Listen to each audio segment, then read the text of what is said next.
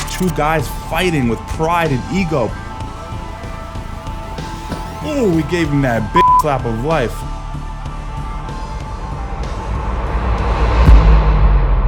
Jiu-Jitsu versus Kung Fu, Jiu-Jitsu versus Karate, Jiu-Jitsu versus the world. I currently have a short that's doing very well right now, but I wanted to dive a little bit deeper into some of the roots of Jiu-Jitsu in America. Let's get into it. The Kung Fu stylist's only chance is to keep the distance and stay on his feet. If he goes to the ground, he becomes vulnerable.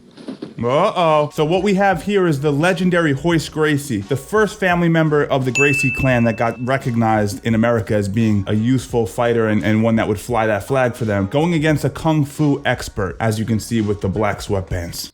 Oh, he lunges in, gets back exposure, and what do we see? We see an inside wrist ride with the left hand, and we know this is going down to the ground. It's a matter of time. Look at the Kung Fu guy, doesn't know what's going on. He's like, why is this guy on my back? He's cheating. He's grabbing around the leg. A jiu-jitsu fighter becomes so confident in his ability to handle any aspect of a fight. He's giving them the pow-pows. He's giving them the pow-pows. The Kung Fu guy decked out in all black. Royce has the opportunity to seriously hurt his opponent, but instead, he only slaps him. He's just tickling him. The main way to demonstrate the superiority of our unique system. Is he going to get under that chin? Royce Gracie looking to get under the chin with the right arm. This Kung Fu guy is still holding out. Okay, now I'm going to give you that nice massage, boy, with that deep tissue. Oh, you're going to go back this way? Royce, give it to him. It is obvious that the Kung Fu man does not have the element to avoid this embarrassing situation. Ooh, we gave him that big slap of life. Nobody would endure this many slaps if there was any possibility of escape. Facts. Roy and Gracie with the facts. When he feels like ending the fight, Royce will turn his opponent over and set him up for a final choke. Give him that. Ba-ba. He taps. Jiu-Jitsu 1, Kung Fu 0. This was a time where Jiu-Jitsu was trying itself out against other martial arts styles. It was style versus style back then. Now we think of martial arts as mixed martial arts, and it's a conglomerate of all the most effective styles. But back then, it was each style trying to leverage each other and find out who's actually the best. Can Jiu-Jitsu beat a boxer? Can kickboxers beat a wrestler? And oftentimes in these particular videos, Jiu-Jitsu would come out on top. We're gonna see many different styles go up against Jiu-Jitsu, and you'll see what happens. Now, think about how crazy you have to be. You just got dominated in all aspects of the fight game, and you still want a fucking rematch. Let's see how it goes. Thinking he can do better the second time around. Kung Fu, 0 effectiveness. Like, what do you guys do? If this kind of finishing is becoming disturbingly repetitive, these victories are not a matter of coincidence or luck. They're not. Royce has established his position on his opponent's back and can now choose where, when, and how hard to hit.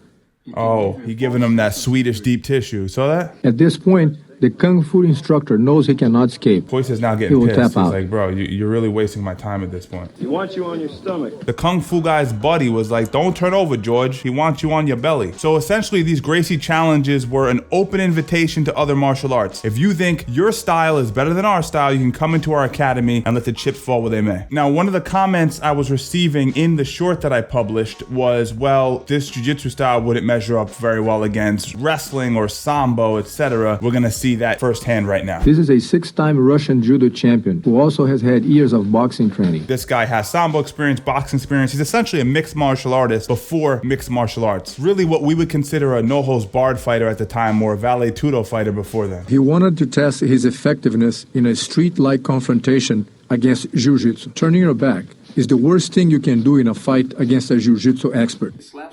Rear strangle.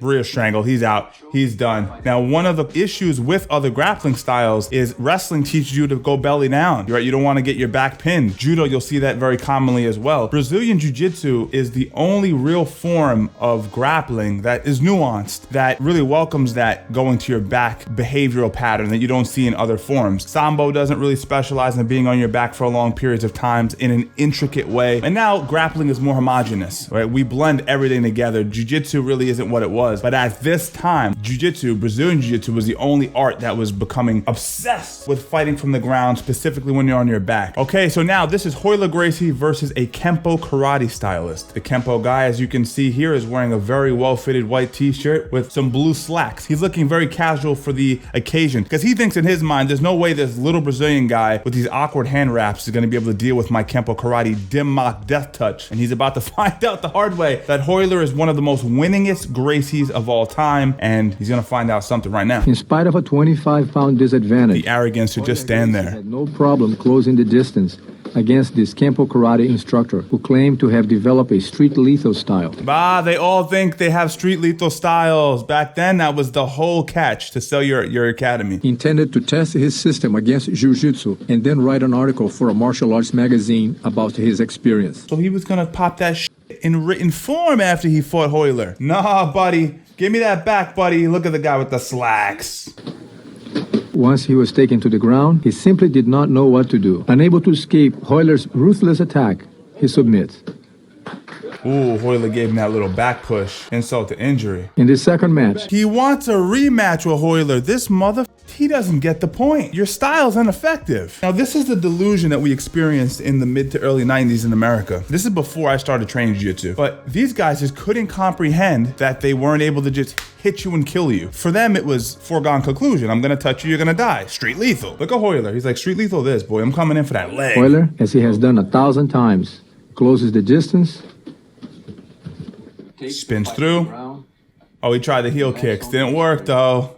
Guard gets past. Back inevitably gets exposed, I'm assuming. Once the Gracie representative establishes his position on top, his opponent is convinced that further resistance will be futile and immediately surrenders. Maintains back exposure, chest to back connection. Let's see what he does from here.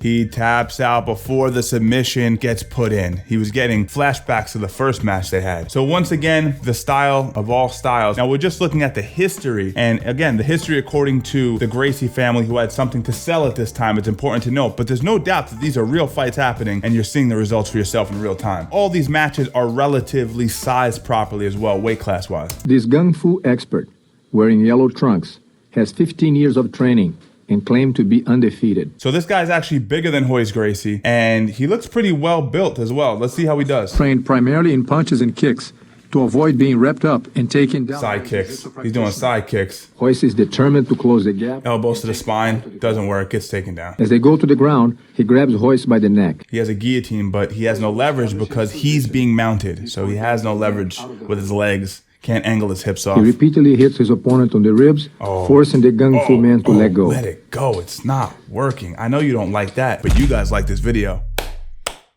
He maintains the top position. Now you're going to see a moment in here. The guy rolls through. Royce has the strangle in place, but chooses not to finish him. Insult to injury. Look, he could have strangled him and finished it. He's like, I'm going to play with this guy. I'm playing with my food right now. Through a systematic, step-by-step approach, we have organized it into a science.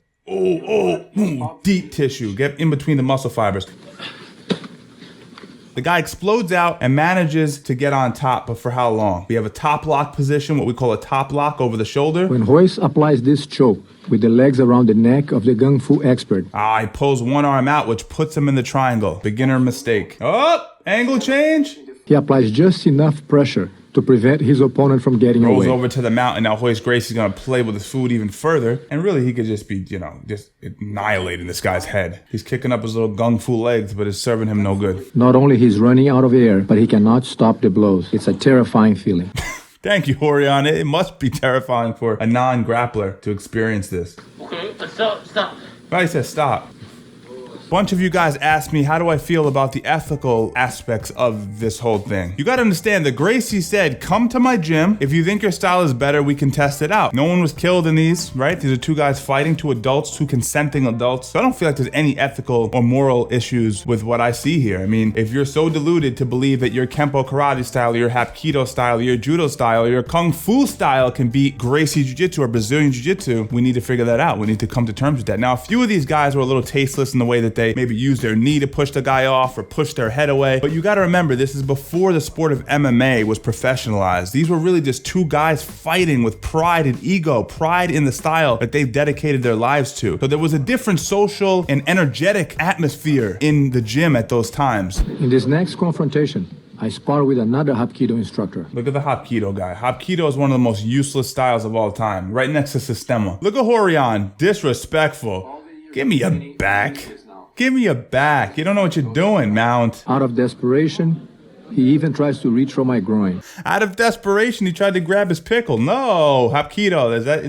Is that a real Hapkido technique? Grab the penis? All right, he's gonna go for a mounted cross collar strangle. You're gonna see here. Right hand goes underarm, left hand goes As over he the feels top. the pressure on the choke increasing around his neck, he briefly struggles, then taps out.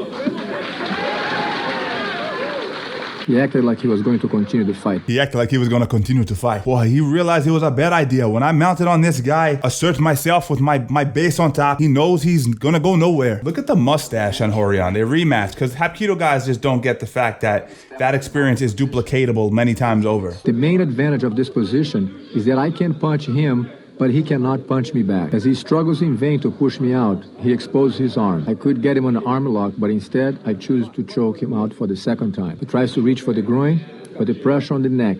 He tried to reach for the groin again. At this point, the Hapkido guys tap in here. At this point, the whole groin thing has nothing to do with self-defense. He just wanted to just cop a feel. He's just like, Horion, to be all honest with you, I was just trying to play dick. All right, we're taking it to 1996. Now, this particular gentleman here has definitely some form of Sambo experience because I remember seeing this guy fall back for leg locks, as you're going to see in a second. So this is a guy who has a little bit more of a no-holds-barred mixed martial arts before his mixed martial arts experience against a jiu-jitsu practitioner. Ooh, hard right hands from the guy with no shirt on. Guy's obviously a strong guy, so the jiu-jitsu practitioner decided to just fall to his back and not waste energy trying to wrestle this. All right, this guy on top is eventually going to start to posture up, as you can see, stand up here and look to land some effective ground and pound. I mean, it's cool seeing these throwback fights. Oh, you know, he goes for a leg lock. Bad idea, but he's just so strong. He just bounces right up. Armbar option, defends it, goes for ground and pound from the top position. The bottom guy's doing a good job of fighting the hands. Is he going to go for another Achilles lock? Don't do that. He's going for those 1996 leg locks. Oh, no. The arm lock, baby. The arm bar and insult to injury. See, that's the thing that people say the jiu-jitsu guys are a little bit of dicks. Check this out with the knee. Look at this. Get off me, dog.